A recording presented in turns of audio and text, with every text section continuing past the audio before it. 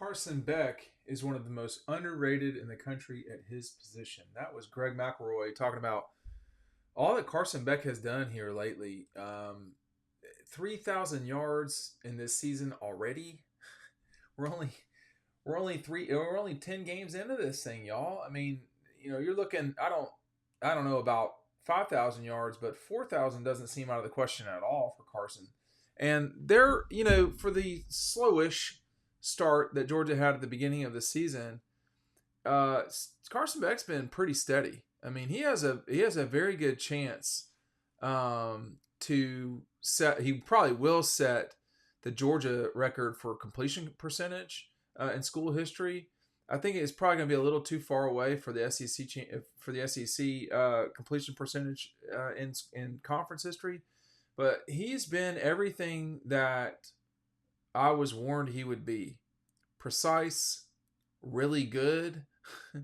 So all of these things that people that you trust over the time in and around the program, they've said that that's what he's going to be, and he's been that. He really played well against Kentucky.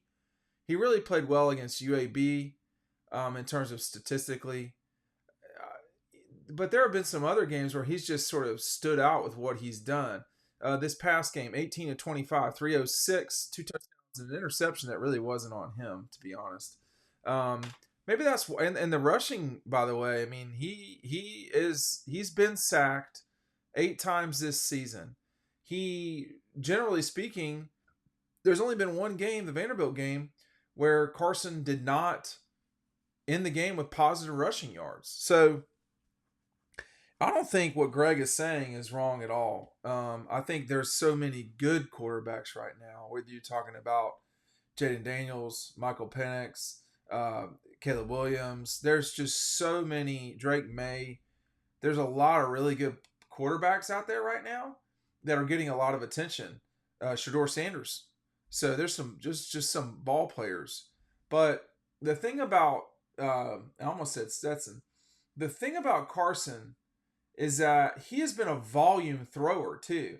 They have asked him to carry the load a lot. The Ole Miss game, the 25 passes in that game, that's the fewest amount of passes he's thrown this season. That's the fewest amount of passes he's thrown this season. That is exceptional production. And you're asking him to do a lot. Make sure you're taking advantage of what we've got here. I'm giving this away to a few lucky folks who sign up for our newsletter. It's our 2024 recruiting guide. You're going to get it free if you order Double Dogs. So if you get Double Dogs, you're going to get this included. The link for this are both down below. But if you want to get this free and you don't want to buy Double Dogs for some reason, sign up for our newsletter.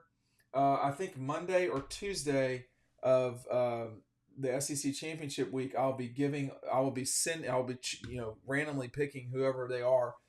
So make sure that you're getting that, and we'll send it to you in very early December. So sign up for the newsletter down below. But I don't think there's much question that Carson Beck could be a surprise Heisman candidate at the end of this thing. But he's got, he didn't have such.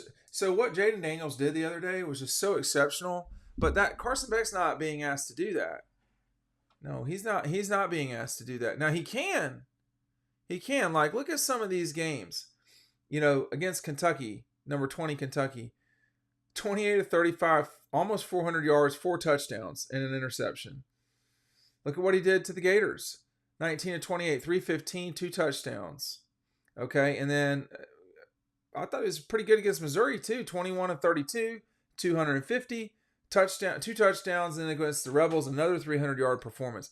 He's only thrown for fewer than 200 yards, fewer than 300 yards, a scattering of times this season. It's been about half and half, but he can. Now, as we move forward here and we get closer and closer to the time that you're really going to be remembered at Georgia, that's when Carson's got to play his best. What he did against Auburn was outstanding. What he did with Brock Bowers, and he finally has this full, arsenal at his disposal. And you've not had that the whole time for Carson Beck. Now everybody's there. Mims, Milton, Bowers, McConkey. I mean, it's all there. This is an awesome holiday gift, Christmas gift. The Ocean View bar chair, you can get it in red or black.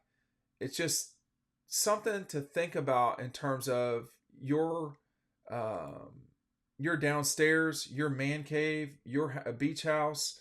If you've got, I mean, they visit our friends at Eco Poly. They're so awesome. They've really been very helpful this season, and I can assure you, they're fans. They're fans just like y'all are. But they've really brought manufacturing back to the heart of Georgia. It's amazing what they've done with a 20-year warranty, completely recycled plastics. American ingenuity, man. They're getting it done in Dodge County down in Eastman. Please take advantage of that. There's a 15% off and free shipping. Ryan and I were looking around. Ryan and I visited Eco Poly. Made me think about Ryan a second ago. And we were looking around about the postseason. What are we going to have to do? Where is Carson Beck going to guide Georgia as we get closer and closer to pivotal moments in this season? Going to Knoxville will be as challenging an environment as Georgia will play in. Auburn is probably number 2.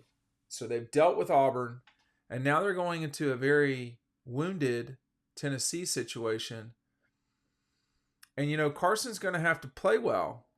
I think probably the worst game he played this season, and I mentioned it at the time, I think the worst game he played was Vanderbilt. I mean, it wasn't there. There were some poor decisions. There was a poor decision at the end of the game with that interception. But when you look at all of these, when you look at everything and you see what he can do, his worst completion percentage this season has been 65%. That's the real deal right there, man. Like, that's some serious production. He's only had one game without a touchdown. He's not yet had a multiple interception game, which would probably cost you the game. And he's had 5 games of the 10 where he's not had an interception at all.